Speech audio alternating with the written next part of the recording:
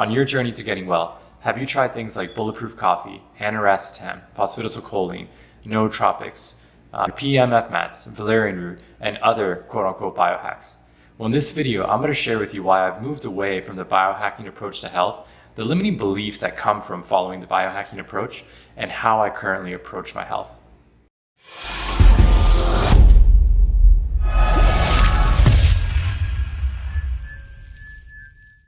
So when I started out on my journey to uncover the root cause of my chronic fatigue and brain fog, I came across something called the biohacking community. And at first, I was enamored. I loved the idea of being able to optimize my health using the latest gadgets and sort of the esoteric supplements that not many people have heard of.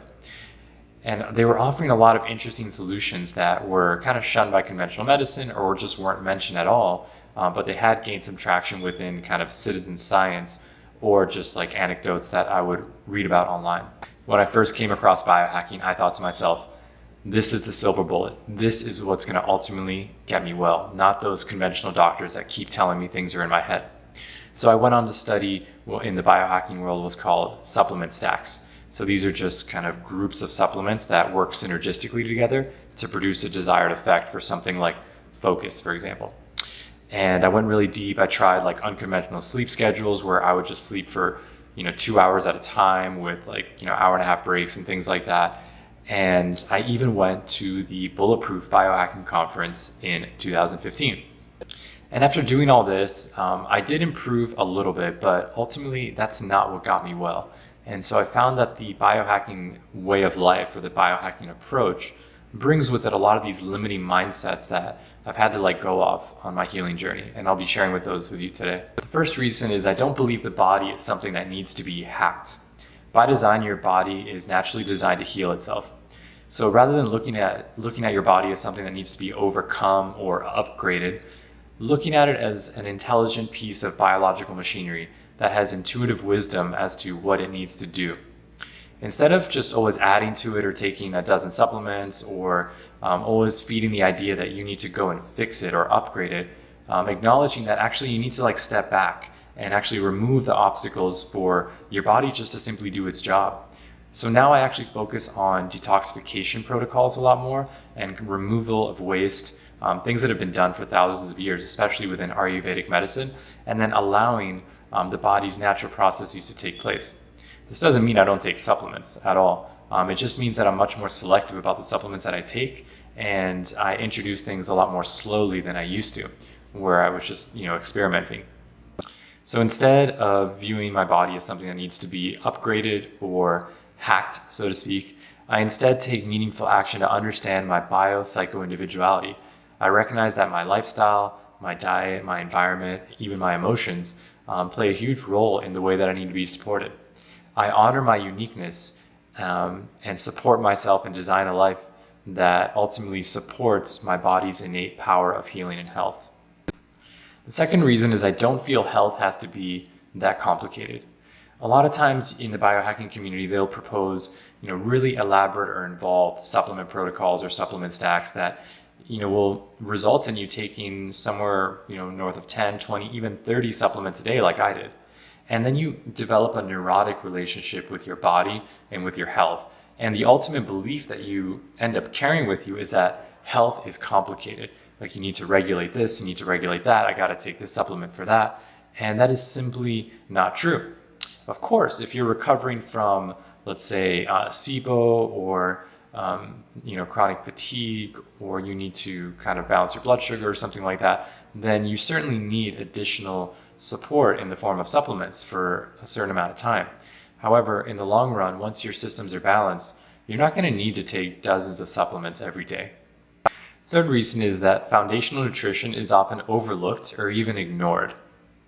Biohacking is often concerned with very specific and granular aspects of your health. So they might promote really esoteric supplements to improve your focus or your brain circulation or to increase the amount of REM that you have every night. But it doesn't really focus as much on how to holistically balance all of your systems.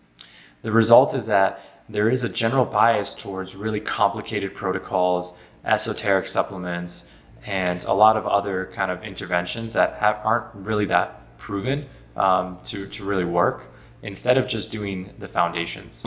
And the reason I'm telling you all this is because a lot of times people go through a biohacking phase and they take all these supplements, but it ultimately doesn't stick.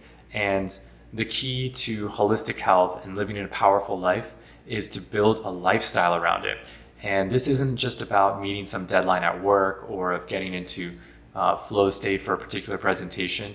This is really about transforming your life, and it's never going to stick if you keep making it too complicated. So it's fine to take specialized herbs or supplements in the short term while you're correcting a certain condition or while you're combating a certain symptom that is really interrupting your life. But once you get past that, you really want to support your bio-individuality in the simplest way possible. Sure, you may want to know how to support yourself intermittently or sparingly with certain herbs, but ideally you want to keep your supplement routine as simple and as natural as possible. And lastly, it's important to note that your body is comprised of vitamins and minerals. It's not comprised of, ashwagandha and vinpostine. You're never going to have a deficiency in like an adaptogenic herb. So my new approach is that I focus on foundational nutrition and supplementation first. And from there, I mindfully add any additional support that I need. Additionally, rather than assuming that more is better and that this supplement holds the key to unlocking some other aspect of my health that I didn't have before, I kind of develop a much more internal awareness of like, okay, what do I actually need in this moment? What has helped me do that? And that kind of helps guide my supplementation a lot more rather than needlessly adding a bunch of stuff there. Biohacking reinforces, or is an extension of, the worldview that science and rationality are the highest forms of knowing and hold all the answers. Science is always catching up to the truth. And it's truly amazing the advances that we made and all the things that we're currently able to do within biohacking and within natural health. However, there are limitations to this mindset. There are always going to be things that science has not yet proven, but are critical and paramount to our healing, and sometimes have been used for thousands of years. A lot of times the biohacking worldview or the scientific materialist worldview will ignore things like, the quantum field, the power of beliefs, subconscious programming, the role of trapped emotions in the body, and a lot of other things that just can't be quantified in the traditional scientific approach that we have. And while there are more and more studies and people paying attention to the role of, kind of quantum mechanics on your mindset, on just mindset rewiring, subconscious programming, and meditation, in general, the biohacking community kind of views these as a small, insignificant complement to the rigorous supplementation or other sorts of kind of, traditionally scientific approaches. And so as someone who used to be highly rationalistic, this was a really critical part of my own healing, is learning to go beyond rationality, beyond what can be measured, and beyond what can be known through some double-blind placebo study.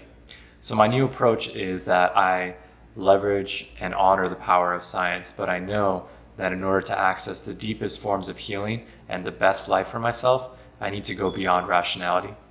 And the last reason I've moved away from biohacking is that it often ignores the role, the very important role, that mindset and emotions play on your health. So there are people like Joe Dispenza that are doing a lot of powerful research in this field and speaking to this, rationally minded scientific audience. And so I think the main point here is just that there is more to kind of optimizing your health than just simply balancing out your vitamins and minerals. In my experience, I realized that I took all sorts of weird supplements and tried all sorts of protocols, but it wasn't until I really worked on my unprocessed emotions that then contributed to a low vibrational state and contributed to the dis-ease in my body. These supplements didn't really work that well for me until I worked on my emotions and on my mindset. So that's part of the reason that if you ever choose to work with me, I do focus quite a bit on understanding what our subconscious programming is about, and rewiring that in tandem with focusing on your physical health, of course, your diet, supplementation, stress, sleep, etc. My new approach is that while nature provides us with powerful remedies and protocols, I know that I am ultimately the medicine. I am a subconscious being that creates an external reality as a projection of my internal world. As I inquire into physical imbalances in my body, I recognize that toxic emotions, limiting beliefs, and old subconscious programs are often the reason why I actually have the imbalance. All right, thanks for tuning into this video. I hope you found it helpful.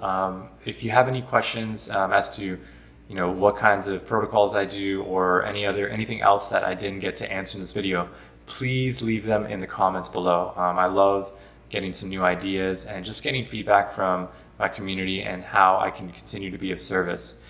If you found value out of this video and would like more videos on how to optimize your mind, body, and emotions for a life of purpose, please hit the like button and subscribe to my channel for more updates from Moksha Life. It's truly a pleasure to be of service with you and share this information as I continue on my healing journey and start to help others. Thank you.